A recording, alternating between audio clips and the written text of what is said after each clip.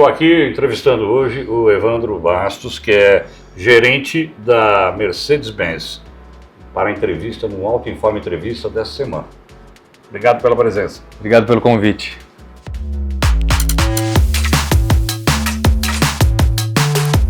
Hoje eu vou entrevistar o Evandro Bastos, que é o responsável por vender carros de uma marca que já fabrica carro há um tempinho, né? Há bastante, olha. Se eu não me engano, tem 138 anos que fabrica carro. Exatamente. Foi o primeiro carro do Brasil, gente. E o Evandro, ele tem 25 anos, não é de idade não, é de... Quase de Mercedes. De Mercedes já, né? Evandro, muito obrigado por comparecer ao Auto Informe Entrevista, ao nosso novo programa no YouTube, que tem o patrocínio da BSS Blindagens. É um prazer receber você aqui. Que bom, muito bom estar com vocês aqui. Eu agradeço demais o convite e vai ser muito divertido falar com você sobre toda a minha jornada e também sobre a marca, né? Essa marca de mais de 130 anos, que tem uma história interessante para ser contada. Não só no mundo, mas muito forte aqui no Brasil. Foi o primeiro carro do mundo e, se eu não me engano, foi o primeiro elétrico do mundo também. O primeiro carro a combustão, ou seja, com a tecnologia a combustão que a gente conhece, foi um Mercedes, né? Na época, o que a gente conhece hoje como gasolina era comprado em farmácias. Eram produtos de limpeza, né, que alimentavam o motor a combustão do primeiro carro Aquele Mercedes. Carro da Berta Benz? Aquele carro da Berta Benz que ela dirigiu em 1886. 4 rodas, né? Já tinha? 3 rodas, né? 3 rodas. 3 rodas. E logo em seguida, a Mercedes começou fazendo carro elétrico. Então, o que vocês estão trazendo hoje... Não exatamente para comercialização, mas a tecnologia já existia há muito tempo do carro elétrico, né? A idealização de um futuro elétrico já existia há muito tempo, né? Na marca. Mas isso não rendeu na época, né? Porque a questão existe a tecnologia, mas existe também um momento muito correto de se aplicar essa tecnologia no mercado. Porque não é simplesmente lançar um produto, é entender que o mercado, o cliente ou ainda a infraestrutura dos mercados onde a gente vai atuar esteja pronta para receber, né? E eu falo até a questão de legislação, né? Isso é muito importante a gente mencionar, né? Não é só uma questão de produtos. E em outros segmentos é a mesma questão, acontece igual, né? A gente precisa ter um mercado preparado para também mitigar erros em lançamentos, né? E até porque na época o petróleo estava nascendo, né? O petróleo no mundo existe pouco mais de 150 anos. 150 anos. Né? Ainda era uma novidade. E ninguém fazia ideia do impacto em relação ao meio ambiente que as emissões iriam gastar, né? Correto. Nesse período. Exatamente, naquela época, Joel, era uma baita de uma inovação que estava acontecendo. Então existia realmente uma ânsia de ter os carros a combustão, ter carros, de diminuir distâncias, de diminuir tempo, né? Existia isso. Então foi se estudando depois os impactos e percebendo a necessidade de inovação. Isso realmente é algo que a gente vê muito forte na indústria, das indústrias mais importantes do mundo, a indústria automobilística, mas se vê isso em outras indústrias também. Né? Demorou, então, mais de 100 anos para que a tecnologia dos carros elétricos voltasse a ser algo real, que é o que está acontecendo hoje no mundo. Exatamente. Você acha essa é uma necessidade imperiosa e o carro elétrico, enfim, o eletrificado em geral, vai render daqui para frente? É a vez dele mesmo ou não? Não tem mais volta, né? De fato, o carro elétrico não tem mais volta. Mas eu vou falar não só sobre o carro elétrico, sobre a eletrificação. Existem caminhos para a eletrificação. Um deles é o carro 100% elétrico.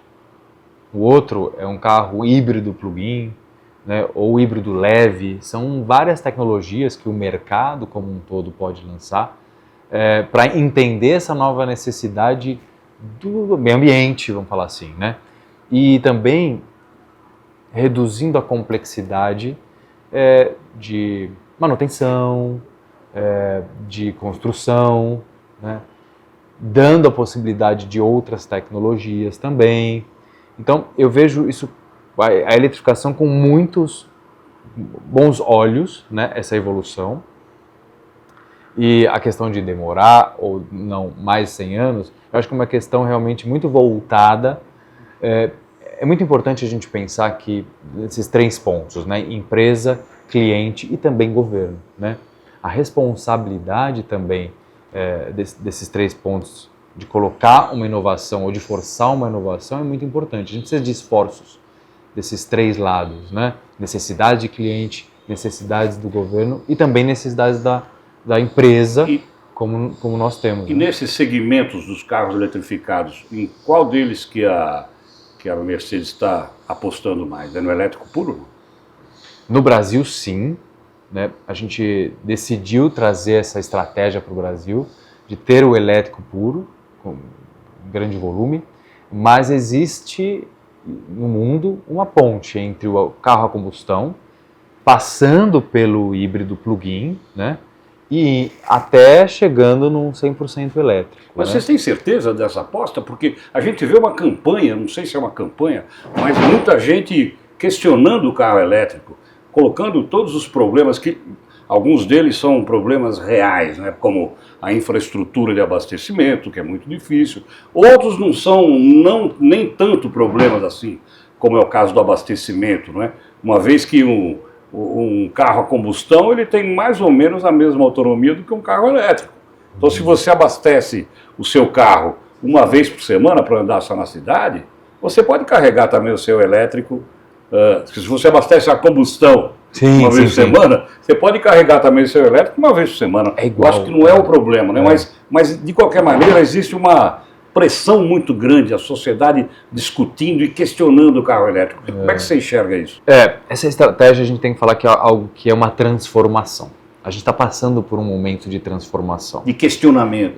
E está tudo bem isso, porque é algo muito novo. A gente está à frente de uma inovação da indústria e também que que mexe, na verdade, com o dia a dia das pessoas, né? Então, a segurança que a gente tem é realmente muito forte. Por quê? Primeiro, porque dentro do ambiente que a gente atua, dentro do nosso segmento de atuação da Mercedes, né, a gente constrói esses carros dentro de um segmento. Né? Hoje a gente está a gente finaliza o ano de 2024 com 7 versões de automóveis 100% elétricos no nosso portfólio, o que é algo referência dentro desse segmento de elétricos dentro do mercado brasileiro. Toda a linha eletrificada pura, né? O A, o B, o C, o SUV... E os SUVs, todos os SUVs. E aí o AMG está chegando aí, não? A gente tem hoje já o EQS 53 Sedan, já é um veículo 100% elétrico da AMG, e também um SUV. Mas estou sabendo que vem o G também aí, hein? Também. E o SL? Confirma? O G, sim. Você confirma o G? O G. Para quando? Esse ano ainda? Não tenho muita data ainda para falar, mas o G é um carro que já foi oficializado, né, no mundo, né? Então já foi lançado mundialmente, assim, divulgado, melhor dizendo. Né? E o SL? SL por enquanto não. Não está não está na lista de um carro 100% elétrico. Mas vamos responder a questão de como funciona essa lógica, né? Então, a lógica é, primeiro, a inovação ela precisa necessariamente partir das empresas, né? Que tem essa necessidade de colocar uma inovação, algo que tenha que abraça o meio ambiente com muito mais carinho, não significa que os carros a combustão têm que necessariamente ser poluentes, não. Existe também um trabalho muito grande que é feito pela nossa marca, né? Para reduzir emissões, né, sempre cumprindo as regras de eficiência do país, do mercado onde a gente trabalha, né? Então, mas claro que falando no 100% elétrico, existe essa necessidade de transformação, onde a gente precisa atender as necessidades do governo, atendendo as necessidades do cliente. O que é a questão das necessidades do cliente, né? Primeiro, a gente não vai impor uma mudança. A ideia não é a Mercedes impor uma mudança radical de um dia para o outro. 100% do nosso portfólio está eletrificado hoje. É importante dizer isso, né? Eletrificado, a gente tem todos os nossos carros, ou 98% do nosso volume de vendas aí, 92% do nosso volume de vendas, ele é eletrificado com híbrido leve. E os demais, 100% elétricos, ou ainda os AMGs plug-in, né? Que foi o que a gente lançou esse ano. Híbrido plug-in, melhor dizendo. Então, a gente não vai, de forma alguma, impor uma mudança imediata.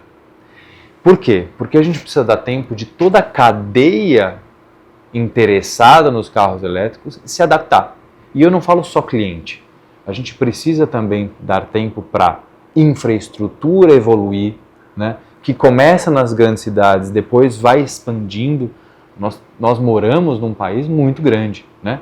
O Brasil tem uma extensão muito grande. Então a gente precisa entender, primeiro, o comportamento dos clientes de carros elétricos, entender como eles usam os carros hoje. A gente faz isso hoje, né, com os nossos clientes, onde o cliente Mercedes tem um carro elétrico como segundo carro, né, não é o carro principal, o que para a gente facilita, inclusive, testar, fazer com que o cliente teste a tecnologia. Normalmente ele tem um Mercedes a combustão ou outra marca? Tem um Mercedes a combustão e ele adicionalmente compra um elétrico para testar a tecnologia. Então a gente tem um termo que chama Early Buyer, Early Adopter, que são aqueles clientes que gostam de novidade, ser os primeiros a adotar aquela novidade.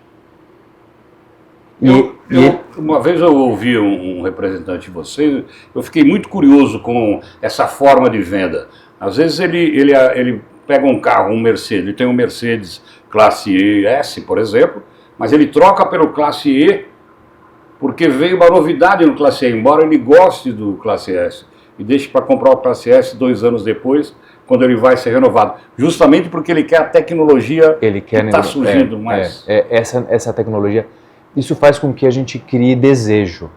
Dentro de uma marca de luxo, na construção de um produto, a gente precisa pensar na criação de um desejo, né? E a criação, antigamente a gente a gente lançava as tecnologias mais inovadoras no classe S.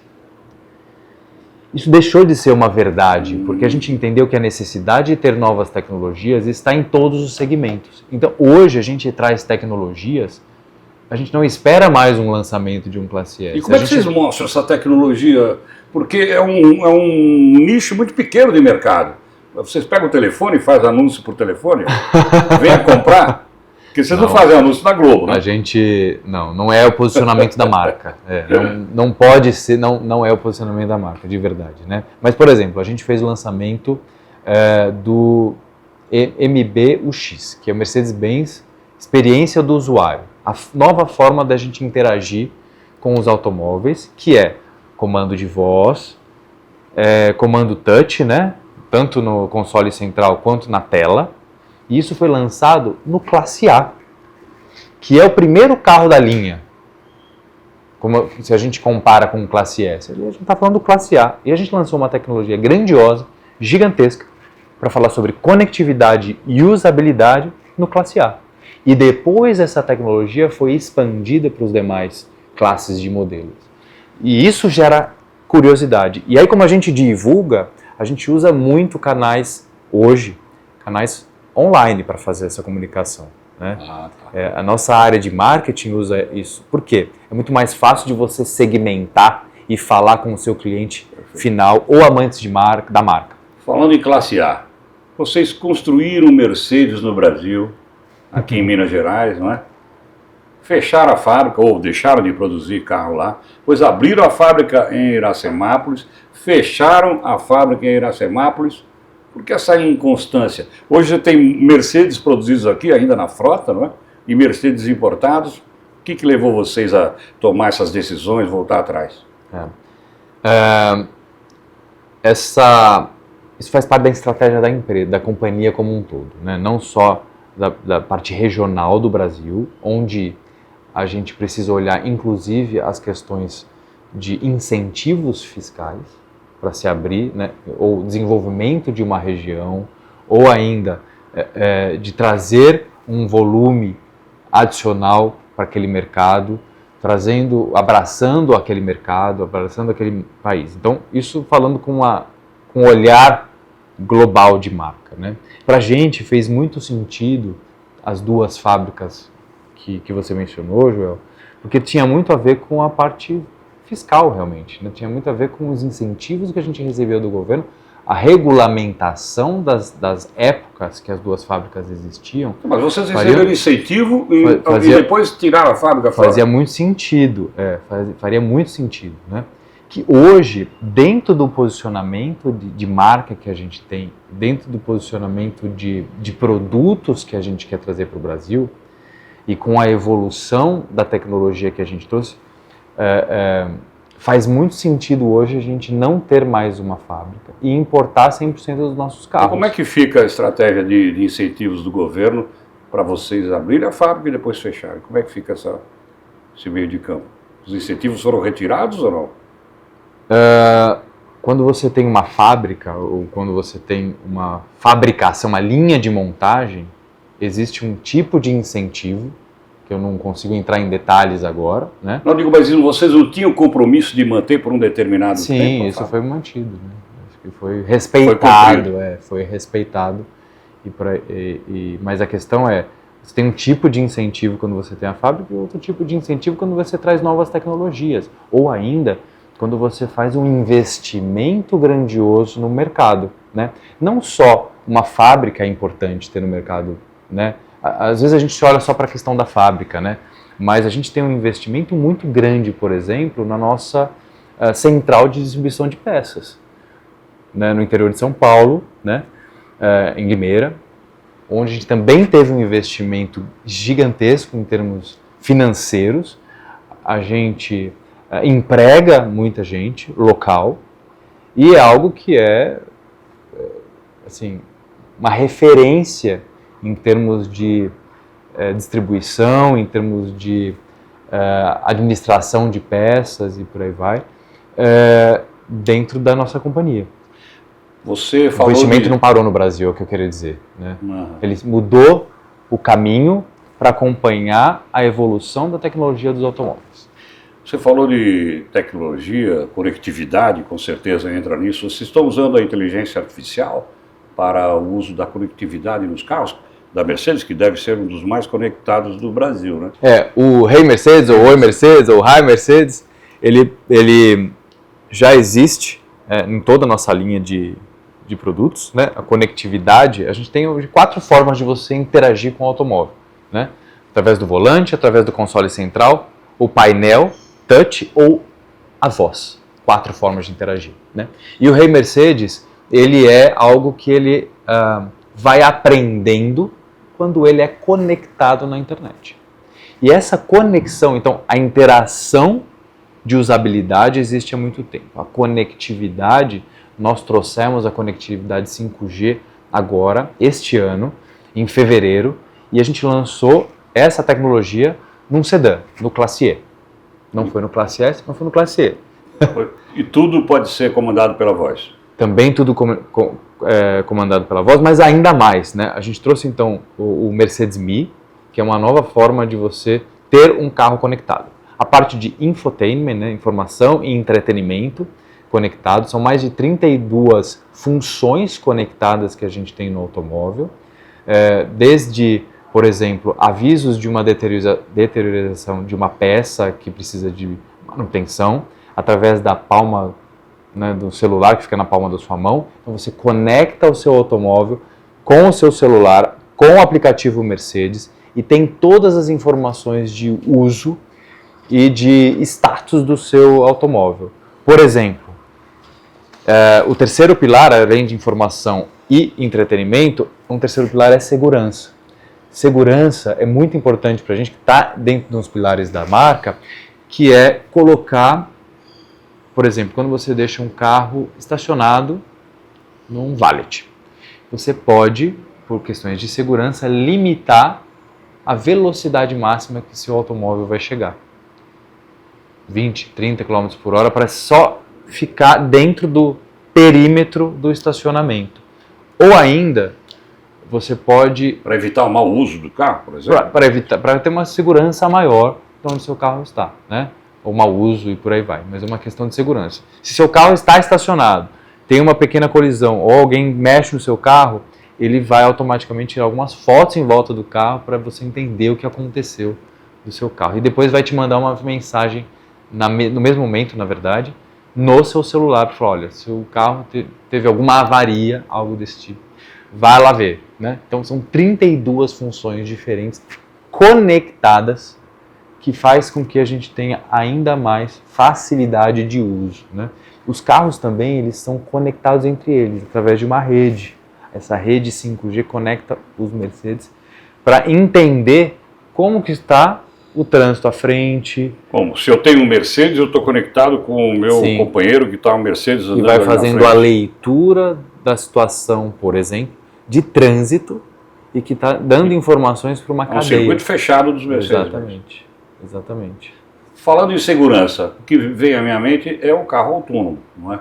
Aliás, a autonomia ela vem evoluindo, principalmente na questão de segurança, até chegarmos ao carro que anda sozinho, totalmente sozinho. Esse carro já existe, o nível 5 de autonomia? A tecnologia já existe, já é um fato isso, né? Então, o nível, né, SAE, o nível internacional, né, da SAE, hoje, então é de 0, sendo 0 nenhum assistente de autonomia no carro, e o 5 sendo aquele carro que dirige completamente sozinho, né? A tecnologia já existe. E o que o consumidor já está usando? Radares, sensores, GPS, que apoiam essa tecnologia existir, né? O que o consumidor está usando no mercado brasileiro é o nível 2. Por quê? Além da existência... Explica pra gente o que é o nível 2. O nível 2, ele permite... O carro tem todos os assistentes de... por exemplo, assistente de manutenção de faixa, de pequenos giros, quando você faz tá numa estrada, por exemplo, tem uma curva, ele acompanha essa faixa, o desenho da faixa, ou ainda o carro da frente, o movimento do carro da frente, se tiver sinalizado. Mas ele pode fazer uma leitura do carro da frente também, né? Não, eu pergunto porque a autonomia também depende da estrutura da cidade. Ah, né? Sim, eu vou chegar lá, né? Então, só para explicar um pouco das tecnologias, né? A distância do carro, então o carro monitora o carro da frente, o carro Mercedes monitora o carro da frente, ele vai sempre mantendo a velocidade, ou seja, se o trânsito parar, ele também vai parar e continuar imediatamente após, né? Sistema de pontos cegos, ele faz a leitura do que está em torno do ambiente. Curvas evasivas, se você está num cruzamento, ele vê uma motocicleta, um pedestre ou ainda um carro vindo numa direção oposta, ele pode te ajudar na direção, colocando torque na direção para você fazer essa curva, essa fuga evasiva. Frenagem automática. Então, isso são tecnologias que fazem com que o carro seja, no caso hoje, semi-autônomo. Mas são as mesmas tecnologias que fazem com que o carro seja 100% autônomo. O que a gente precisa para o carro virar autônomo? É legislação, é adaptação, o que já existe em alguns mercados, algumas cidades, melhor dizendo, por exemplo, Estados Unidos tem algumas cidades, por exemplo, Las Vegas, que tem a sinalização sempre colocada na mesma localização ou mesma altura, as faixas sempre demarcadas. Em algumas regiões, algumas áreas daquela cidade, é permitido com que o carro circule 100% autônomo, como a gente já viu alguns táxis por aí, né, andando de forma 100% autônoma. Mas depende muito da legislação local. A gente tem visto exatamente isso. Alguns brasileiros que vão para a Califórnia, para a China também, e usando o táxi autônomo. Isso eles são limitados a certas regiões. Algumas regiões. Algumas regiões não é livre. Não é livre. Né? E você acha que o Brasil ele pode construir uma infraestrutura a médio prazo aí que possa suportar o uso de um carro autônomo, totalmente autônomo?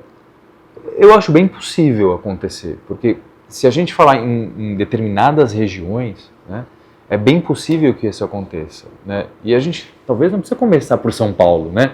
Não precisa começar por uma cidade que tem... Se a gente começar por outras cidades, outras regiões, inclusive para começar um período de adaptação, além da questão do automóvel, tem a questão do usuário final, né? O usuário também precisa se adequar a essa tecnologia, ganhar confiança, segurança, né?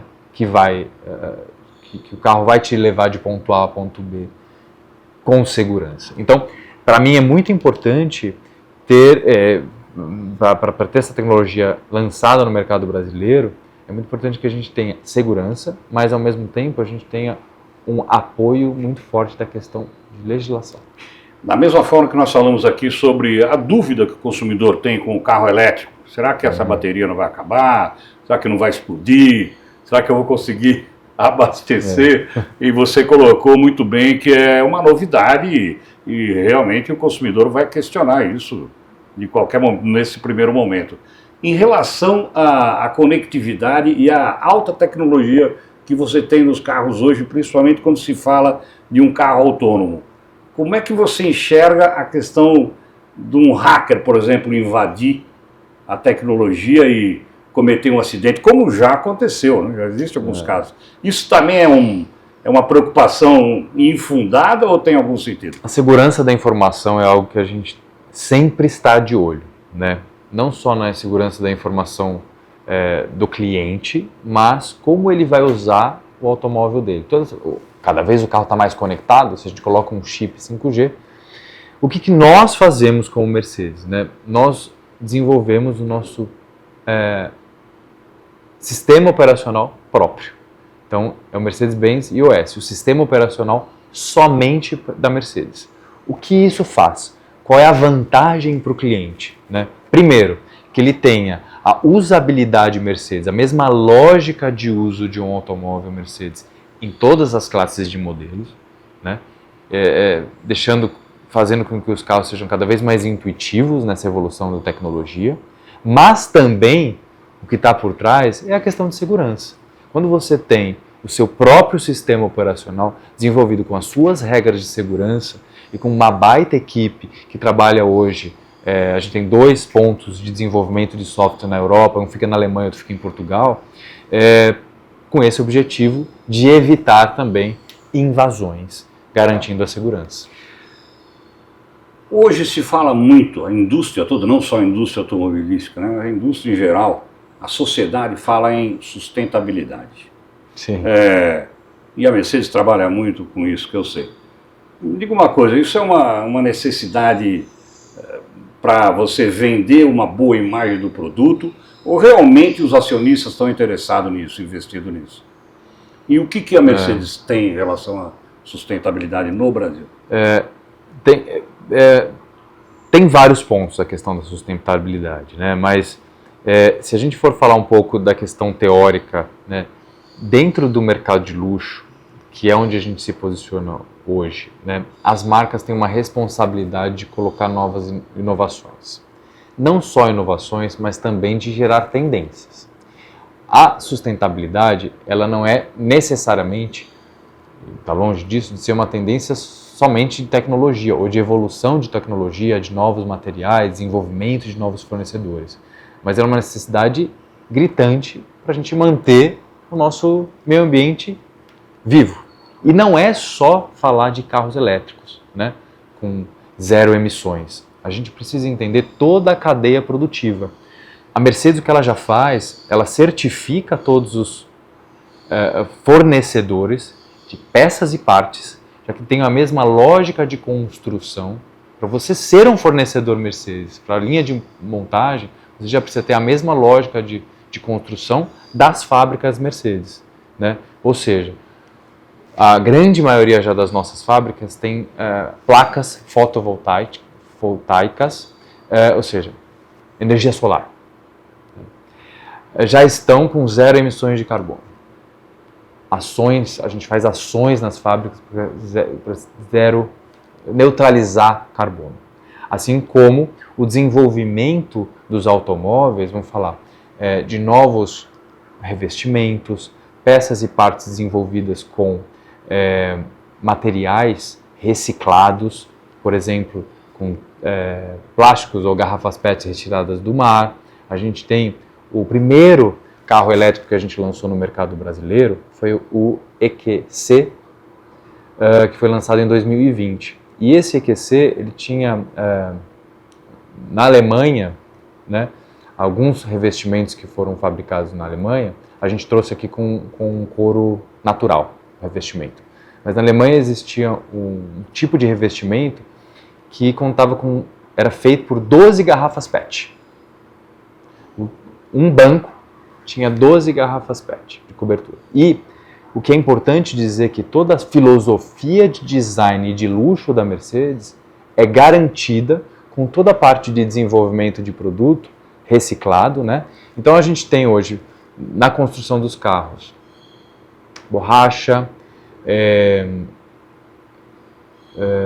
Material vocês estão reciclando? Material que a gente usa de fontes renováveis, vamos falar assim, né? Na construção dos automóveis. Borracha, papel, fibra de bambu. Alguns detalhes que a gente vê em carros conceito, por exemplo, couro desenvolvido a partir de raízes de cogumelo, que chama Mylon. Né? Um outro tipo de couro que é feito também com cactos. E isso, a gente traz essas tecnologias de startups que focam em sustentabilidade para agilizar a entrada de novas tecnologias sustentáveis dentro da nossa marca. Tudo isso realmente, de novo, combinado com a nossa filosofia de qualidade e design. Então, o carro está se tornando quase um automóvel vegano, né? Para a nossa marca Mercedes, se a gente pensar. Então, vai muito além de uma eletrificação. Vai toda a cadeia produtiva, desenvolvimento de fornecedores coerentes com essa filosofia, né? E no Brasil a gente tem muito disso. A gente também importa, claro, toda essa tecnologia, esses carros, mas a gente tem a nossa frota de executivos ou de empréstimo para jornalistas é 100% neutralizada de carbono, né? O prédio onde a gente está situado hoje também totalmente com ações sustentáveis, com iluminação, coleta de lixo, toda a parte de iluminação inteligente. Agora, não acha um pouco incoerente você vender um carro de 400, 500 mil reais, mais de 1 milhão, com quanto custa, por exemplo, um AMG, e depois, no caso de um carro elétrico, o que fazer com essa bateria, com esse monstro de bateria que pesa tanto, com níquel, com um monte de material ali que pode ser reciclável, mas nós estamos reciclando isso? Ainda não. Quer dizer, não chegamos no momento de reciclar. Por quê? Porque a gente não venceu.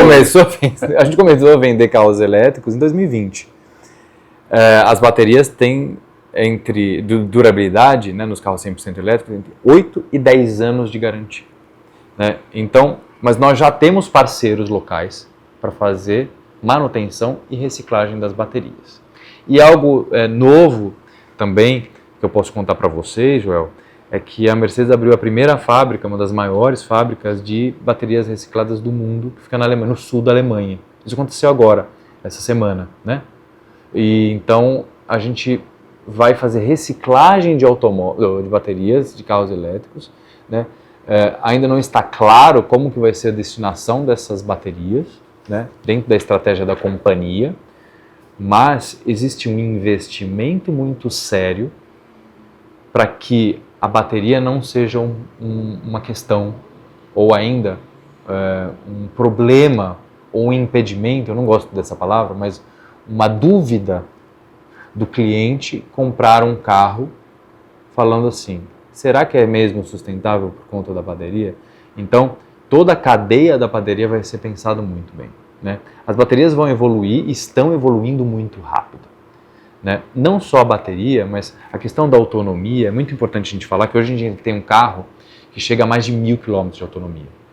Mas não é só a bateria. Não adianta você aumentar o tamanho da bateria dentro do automóvel ou a espessura dela, cada vez deixando o carro mais pesado. Muito pelo contrário. A gente precisa trabalhar com tecnologia. Leitura do trajeto, leitura do peso do carro. Por exemplo, a gente tem um carro conceito que chama EQXX.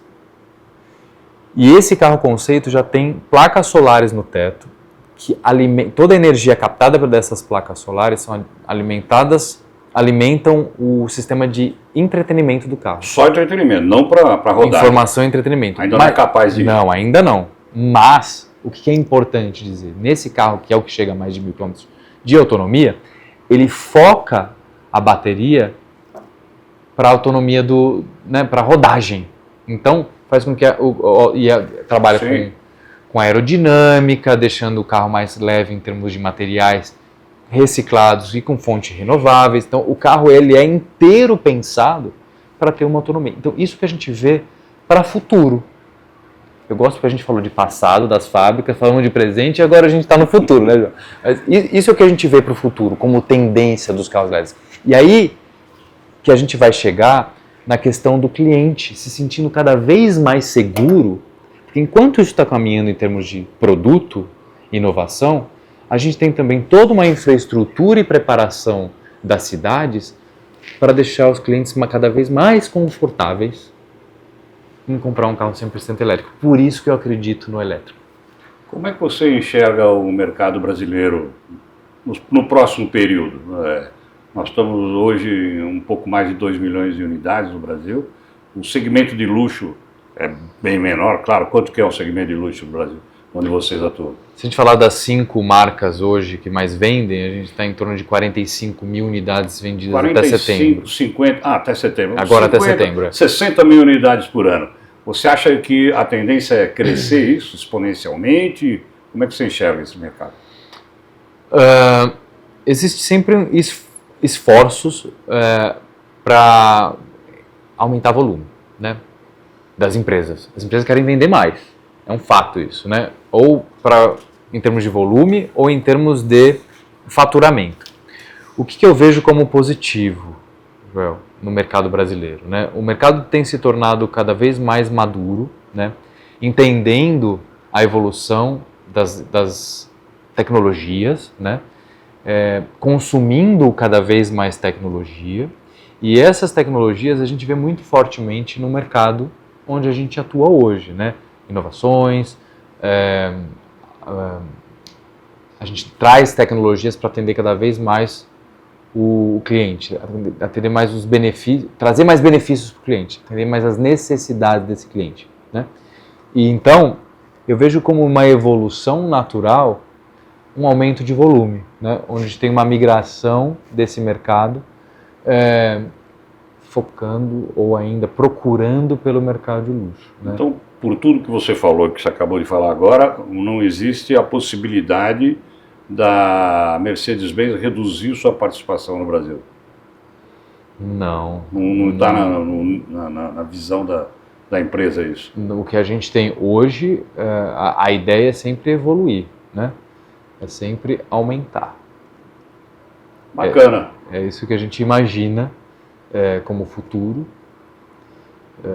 porque a gente entende que, baseado até nas pesquisas de mercado, Joel, essa evolução é muito... O cliente busca por evolução, busca por novidade. E é o que a gente vai investir muito. A tecnologia evoluiu muito nos nossos automóveis, a gente entrega muito, né? É muito importante a gente falar isso, né? Se a gente olhar os nossos automóveis em um curtíssimo prazo, de 5 anos, 10 anos, o carro evolui muito. A gente já está falando de carro autônomo, né? Ou semi-autônomo.